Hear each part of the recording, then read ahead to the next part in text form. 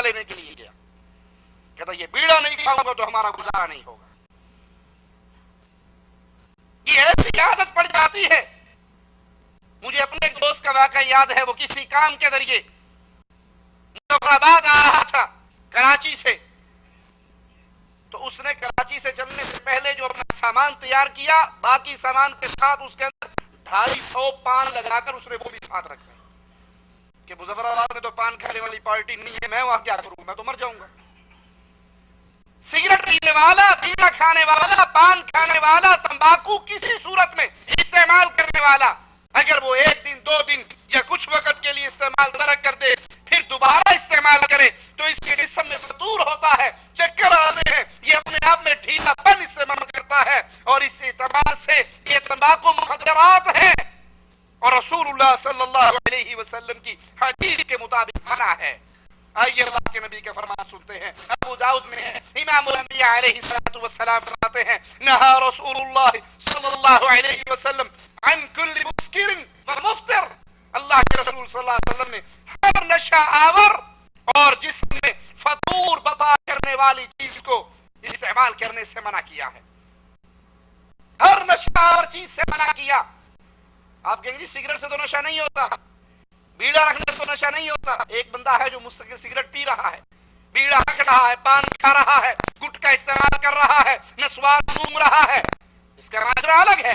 ایک عام آدمی جس نے کبھی سگریٹ نہیں پی، بیڑے کی چونٹی نہیں رکھی، اس کو دیکھ کے دیکھو، یہ بیڑا رکھ کے جو سارا دن 12 گھنٹے کی ڈیوٹیاں کر لیتے ہیں، ایک عام آدمی کو جس نے کبھی بیڑا نہیں کھایا، اس کو دو، اس کو نسوار دو، اس کو سگریٹ دو، اس کو پتی والا پان کھلاؤ، وہ کھانے کے فوراً بعد 24 گھنٹے کے لیے گھوم جائے گا۔ عام آدمی کو گٹکا کھلا دیا جائے، کئی گھنٹے اسے ہوش نہیں رہتی، چکر آتے ہیں اور وہ گر جاتا ہے۔ نشہ ہونا یا نہ ہونا اس کا پتہ کہاں سے لگتا ہے؟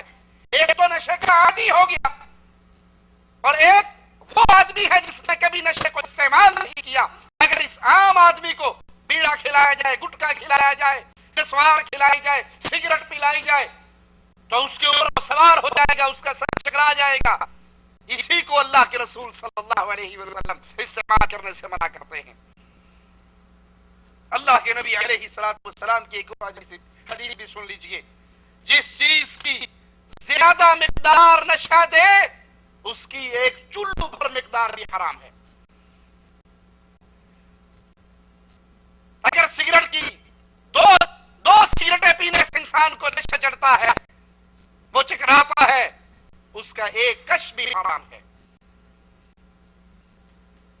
جس چیز کی کثرت انسان کے جسم میں نشے کا سبب بنتی ہے، اس کی قلت بھی حرام ہے۔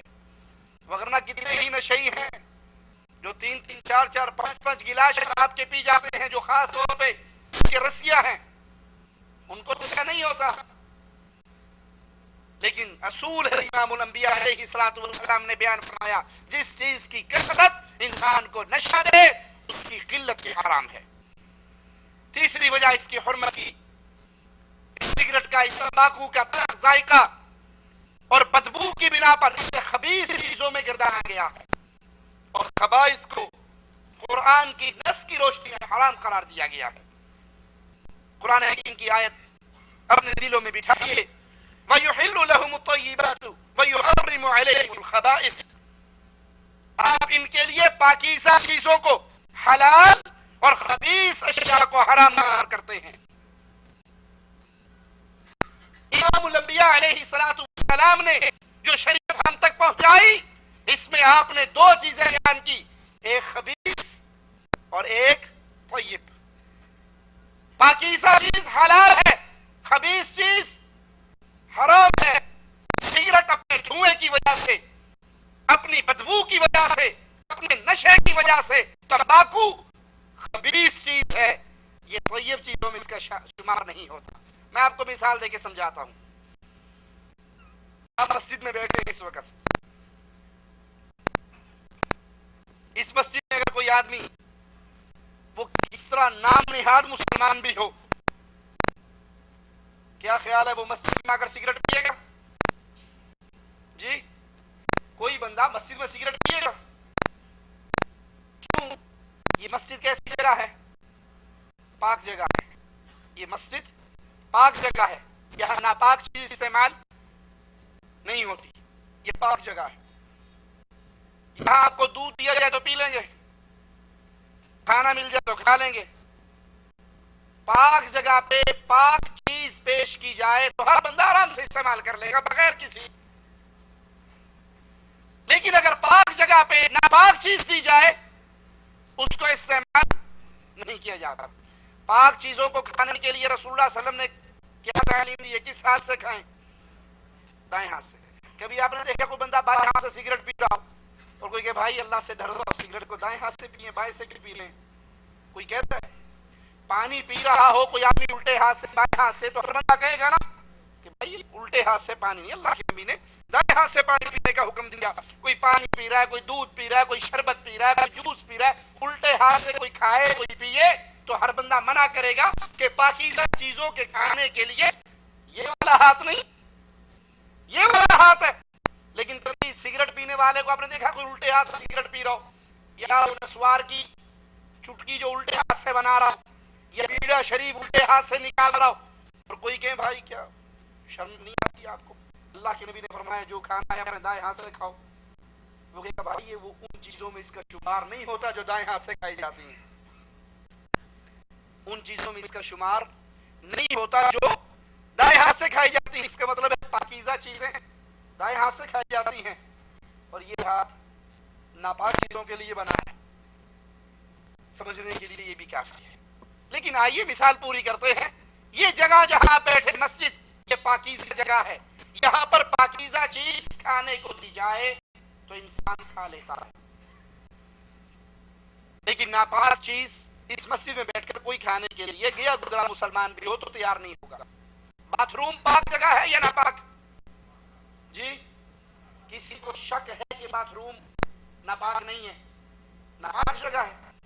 اللہ کے نبی صلی اللہ علیہ وسلم نے فرمایا میرے لیے ساری زمین نماز کے لیے حلال کر دی گئی، جہاں مرضی نماز پڑھوں پاک ہے سوائے دو جگہوں کے، قبرستان اور باتھ روم. یہ باتھ روم کی جگہ پاک نہیں ہے، ناپاک ہے. ناپاک جگہ پہ پاک چیز استعمال. آپ نے کبھی دیکھا کوئی بندہ کھانا کھانے کے لیے کسی کے گھر دعوت ہو اور وہ کہ جی ٹوائلٹ کدھر ہے؟ جی وہ ٹوائلٹ ہے. اب وہ جانے لگے تو وہ اٹھ کر 7 اپ کھول کے دے دے کہ جی ٹائم تھوڑا ہے آپ نے واپس بھی جانا ہے تو آپ یوں کیجیے وہیں بیٹھ کے یہ پی لینا. کوئی پیے گا باتھ روم میں؟ کوئی دودھ کا گلاس دے دے، کوئی ایک پلیٹ میں سموسے ڈال کے چٹنی ڈال کے چمچ لگا کے دے دے، جی ڈانڈے ہوتے دونوں کم کر رہے ہیں. تیرا دماغ خراب ہے، پاگل ہے تو. میں خبیث جگہ پہ جا رہا ہوں اور تو مجھے طیب پاکیزہ چیز دے رہا ہے. اس خبیث جگہ پہ پاک چیز کھانے کی اجازت نہیں ہے، وہ خبیث جگہ ہے. اب سوچئے ناراض نہ ہونا، مقصود چھیڑنا نہیں چڑھانا نہیں، مقصود تو صرف مسئلے کو کھول کر بیان کرنا ہے سادہ مثالوں سے تاکہ بات دل میں اتر جائے. کیا خیال ہے باتھ روم میں بیٹھ کے لوگ سگریٹ پیتے ہیں یا نہیں پیتے؟ میں جھوٹ تو نہیں کہہ رہا. باتھ روم میں لوگ سگریٹ پیتے ہیں، بیڑا بھی ڈال لیتے ہیں.